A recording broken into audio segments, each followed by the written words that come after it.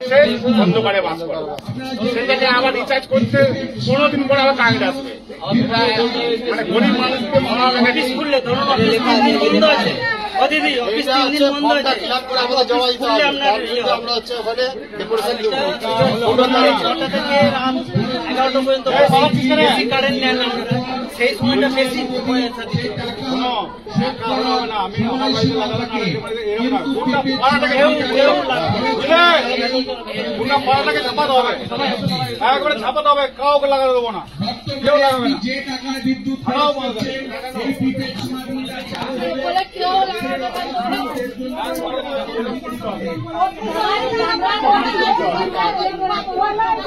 আর বাড়ির যে আগের বিলটা তার জেরক্স করতে, একটা জেরক্স দিতে হবে, সেই জেরক্সটা দেবে।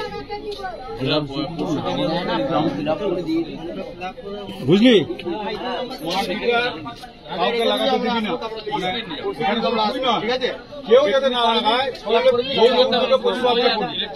আর একটা ফর্ম দিচ্ছি, ফর্মটা রেখে দে, 2-1টা জেরক্স করে নিবি, রেখে দিবি, যদি চায় দিয়ে দিবি, বুঝলি? যৌথ উদ্যোগে প্রতিবাদ করে দেবো, হাঁটাও, আমি লাগাতে দেবো না, যা কোনো বাধ্যতামূলক নয় যে আমরা লাগাতেই হবে। বুঝতে পারছো ব্যাপারটা? হ্যাঁ, চলো। তার সম্মুখীন হব। আপনারা জেনে রাখুন, এই মিটারের ট্যারিফ হবে 3টে ভাগে ভাগ করে। দিনের 24 ঘন্টার মধ্যে 8 ঘন্টা করে ভাগ হবে। যখন সাধারণ শ্রমজীবী মানুষ পরিশ্রম করে বাড়ি এসে একটু বিশ্রাম নেওয়ার জন্য ফ্যান চালিয়ে টিভি দেখেন, সেই সময়ে এই বিদ্যুতের দাম হবে সব থেকে বেশি। এই বিদ্যুতের দাম যেই সময়তে বাড়বে, তখন গরিব মানুষ একটু বিশ্রাম করেন। আমরা মানুষের কাছে বলতে চাইছি, এই যে গরিব মারার যে চক্রান্ত, সেই চক্রান্তের বিরুদ্ধে সকল অংশের মানুষকে রুখে দাঁড়াতে হবে।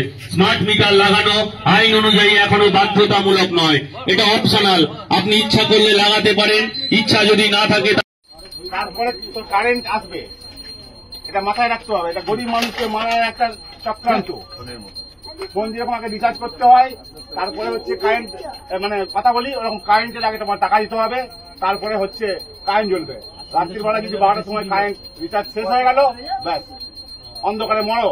রুগী থাকবে, বুড়ো মানুষ থাকবে, গরমে মরতে হবে।